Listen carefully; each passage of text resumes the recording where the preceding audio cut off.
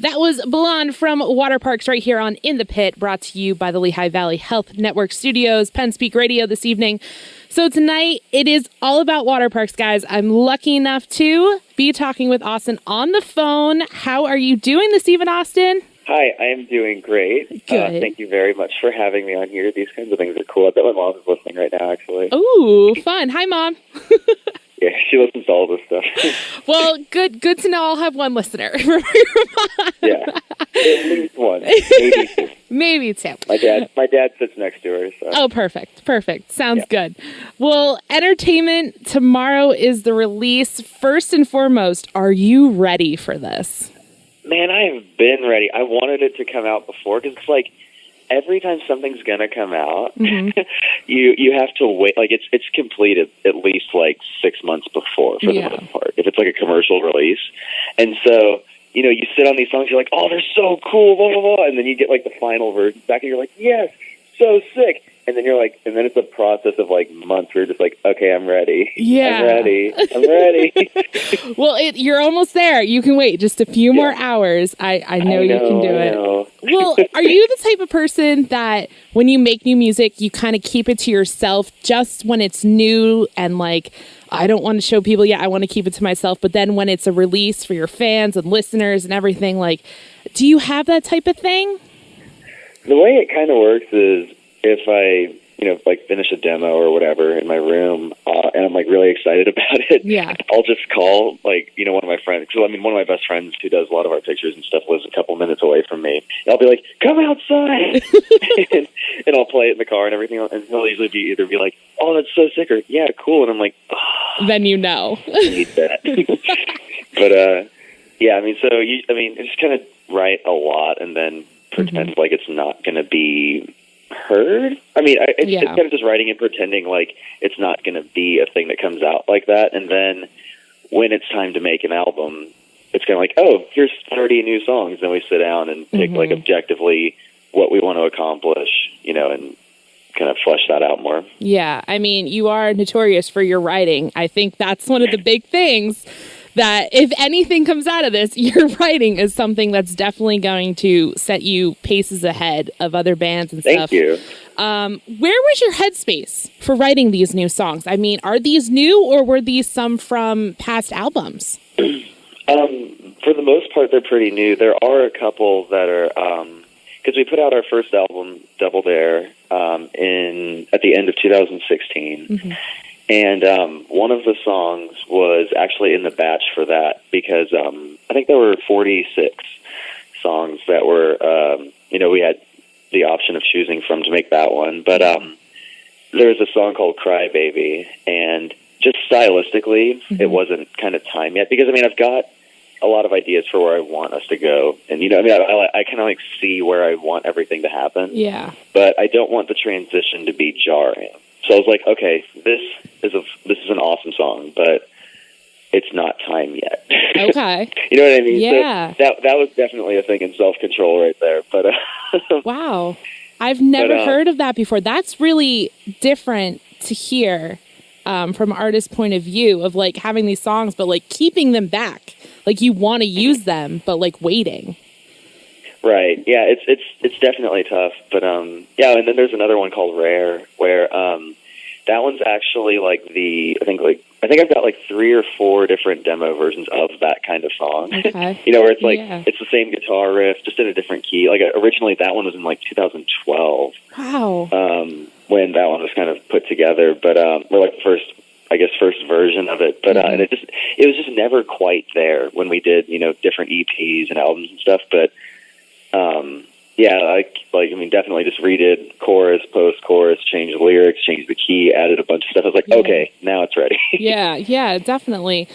Well, since you have this catalog of songs and you said, when is the perfect time? So what did you want out of entertainment? What did you want this album to be?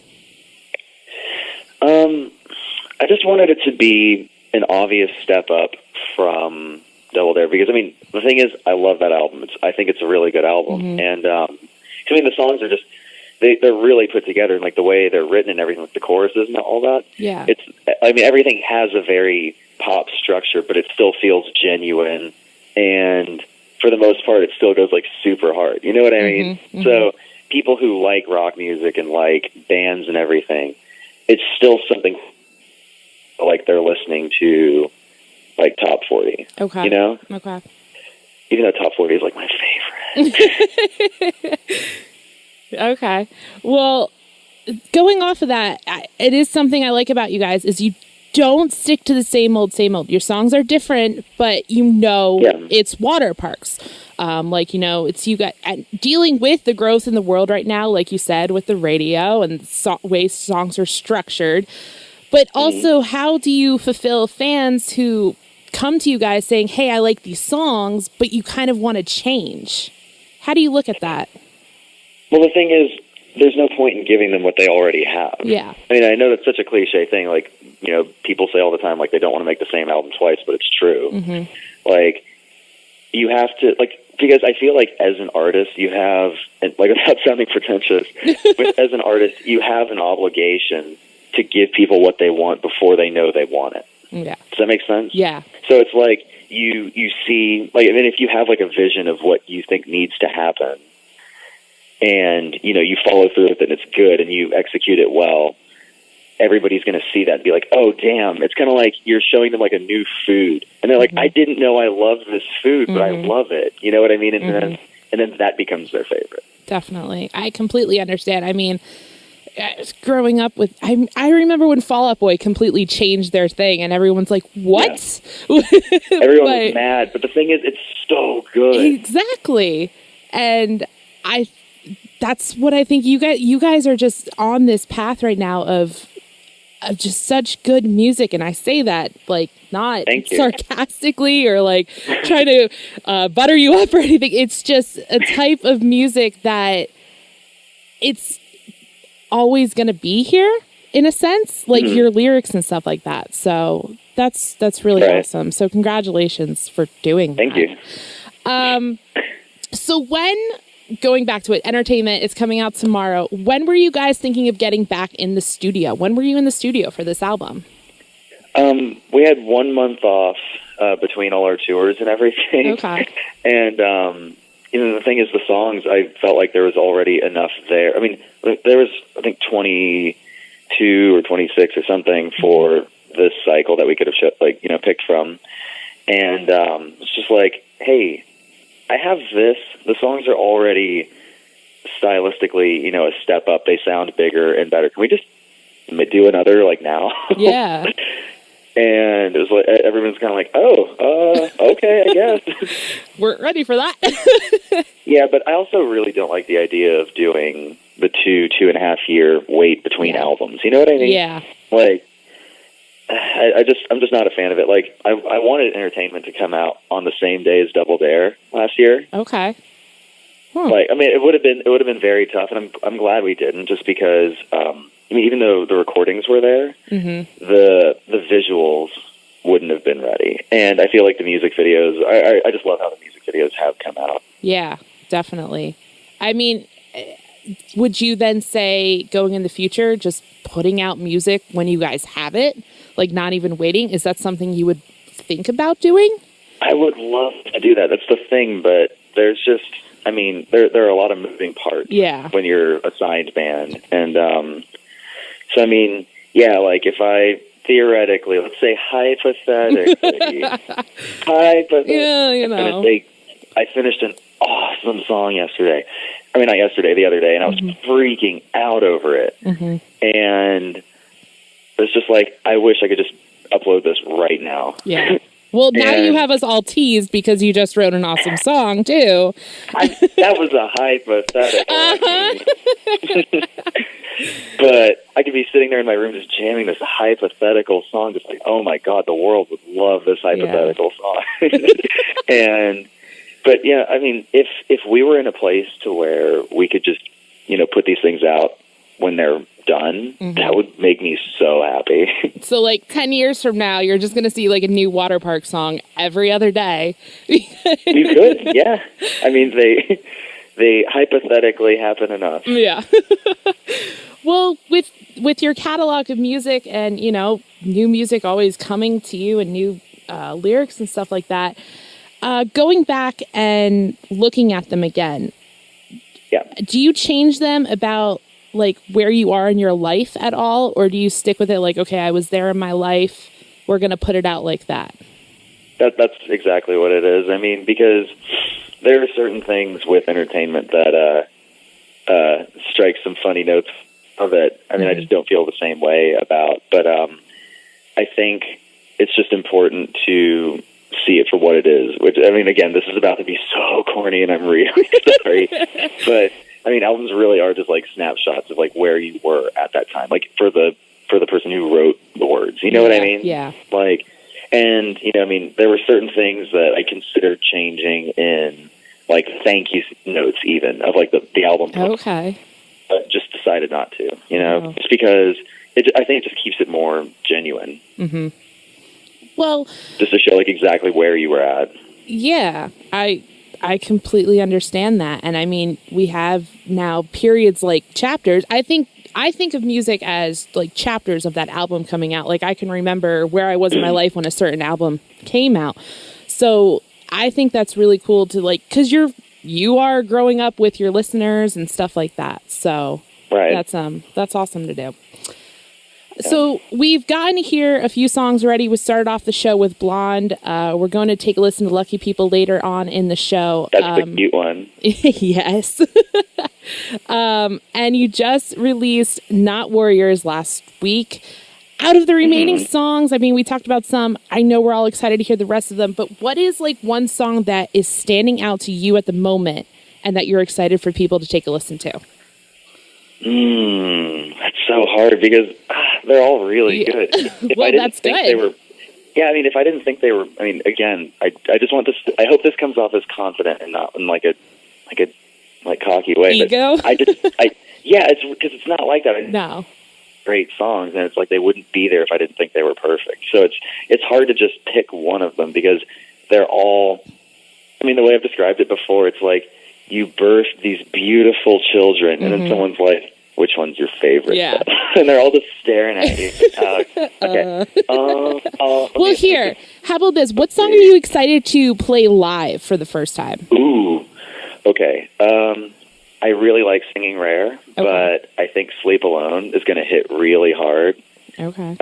That's the last track. Oh, my God. Okay, so I did the coolest bass line on that song. Did you? And, the thing is, it was just kind of playing, and Courtney, the dude one of the guys who was producing it, he was just kind of letting it play while I had the bass guitar open. I was just kind of like shredding over it, just because I had to do that sometimes. And over this pre-chorus, I played like super funky, like 80s sounding thing, and I was just like, like, dude, take it back. And we laid it down. It's like my favorite bass line on the whole album. Oh my! And it was a spur of the moment type thing. Yeah. Too. Mm-hmm. Was there anything else like that in the studio where you guys just kind of had like an epiphany moment? Yes. Yeah, actually. With that song I was talking about earlier, Cry Baby, there was, so it was very set, and we were just like, okay, this is great, blah, blah, blah. And then we changed the chords, and I was like, I don't know about that one, blah, blah, blah. And Courtney's just like, hang on. And like rearranged like two of them. Okay. And when it re-hit with like this grand piano layer, I was just like, oh God. I was like, you're right. You're right. I'm sorry, I'll never question you. So yeah, that like the whole thing a facelift. Wow. Well, I'm so excited to hear that now and hear that piano part and that bass part. I love me some bass, so that's I know. That's I love playing it, not live, but sitting down. Hey, and later on when you get to those, one a day music things, the bass will be all about it for you. Exactly. I just bought a new bass like a couple weeks ago, and I've just been sitting there learning like Bruno Mars songs and like Maroon 5 and stuff. Awesome. Oh, so I mean, we're talking about it all night. Why entertainment? Why put these songs under that title? You want the answer? It's one of those like kind of darker ones where you might just go, oh. No, I love dark answers. It's always good. Okay. All right.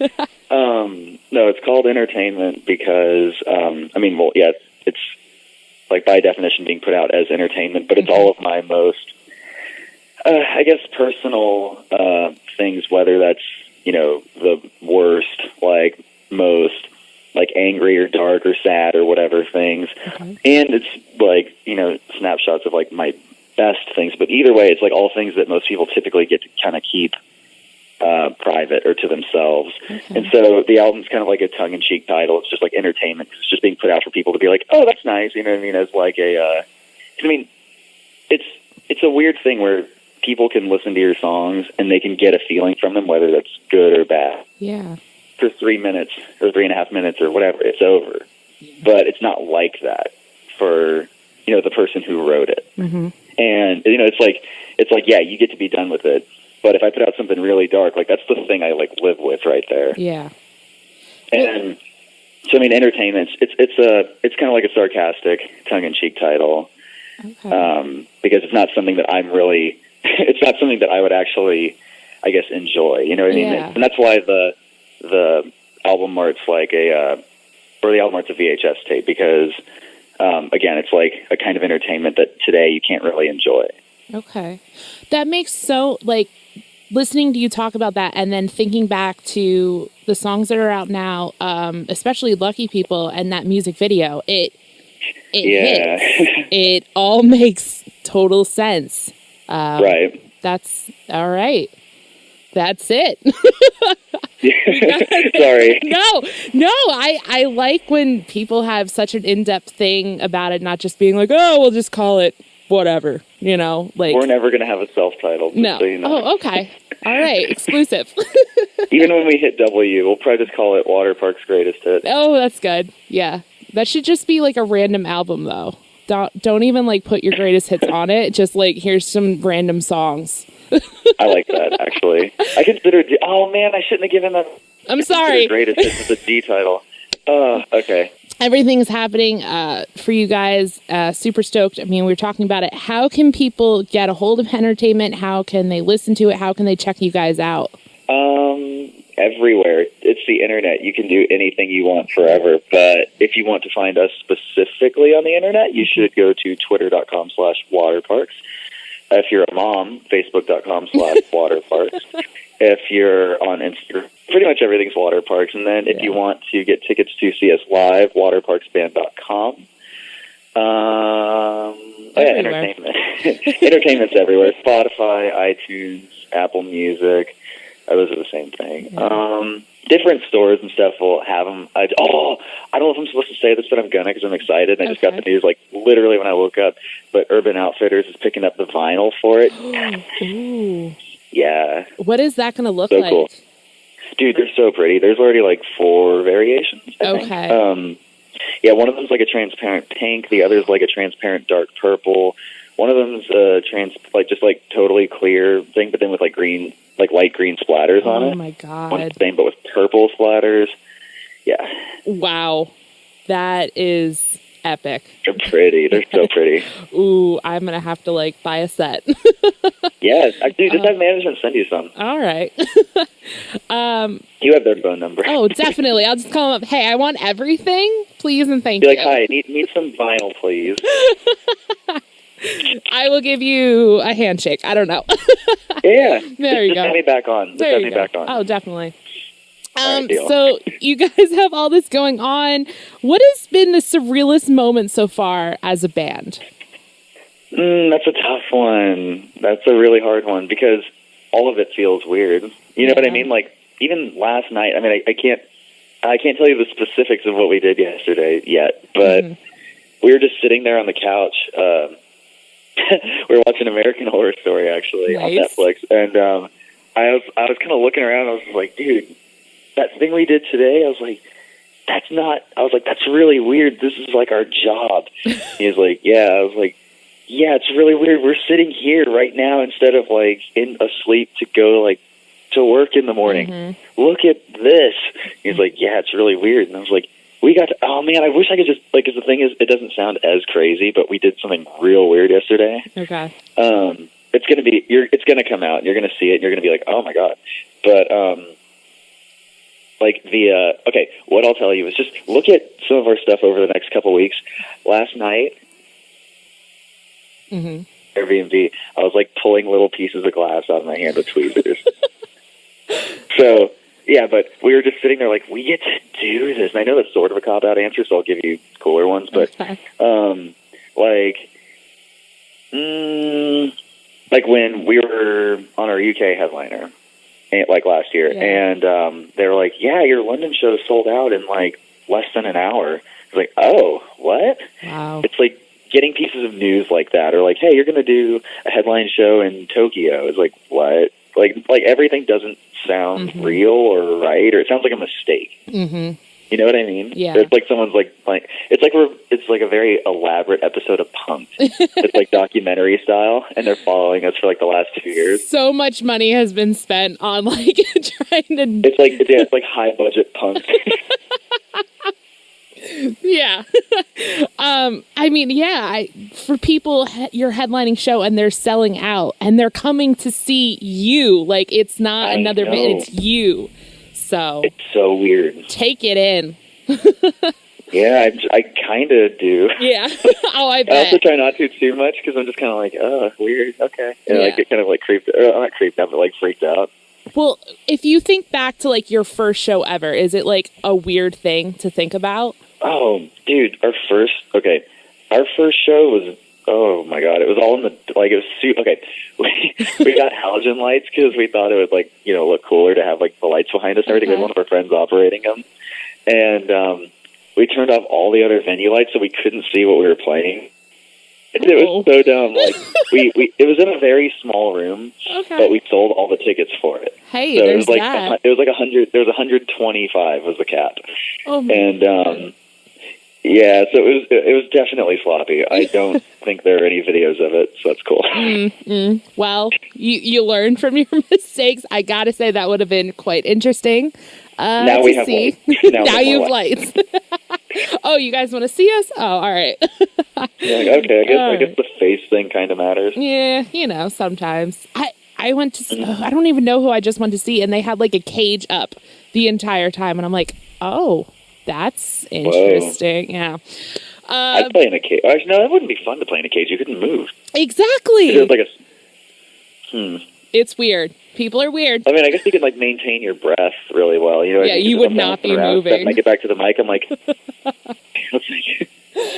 well, I mean, talking about tours, you're about to head over to Australia with the Maine, then you're off to the UK, big shows.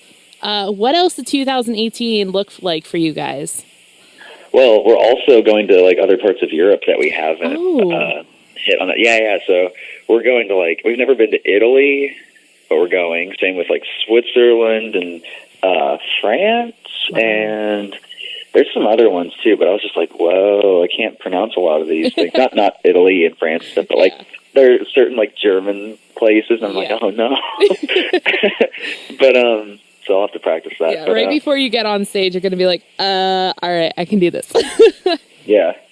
There's, because I guess all I can really tell you right now is that we will be seeing you pretty much if you live on planet Earth. Well, fantastic. I think that's a good enough reason for people to get excited right there. Yeah. Well, they have to then just check out, you know, your social media, stay up to date with what you guys are going on. Since you're teasing everything tonight. I'm so sorry. It's so good. It's good. I mean, one last thing before I let you go. I know you're a busy, busy man. Just why do you want people to check out Entertainment? Because it's the best album, and I tried my best, so do it. Perfect. That was the best answer I've ever heard. Well, Awsten, thank you so much for talking with me tonight, just putting out good music. I don't know what words don't sound generic to give you, but seriously, your music is impactful. It's just awesome. So congratulations on the new release and everything you guys have going on. Hey, thank you very much. I'm excited about it. Definitely. All right, we're going to end things with Lucky People. So, Awsten, if you want to introduce this song, we'll take a listen. Sup, all you listeners. I'm not a radio person. This song's called Lucky People. Thank you.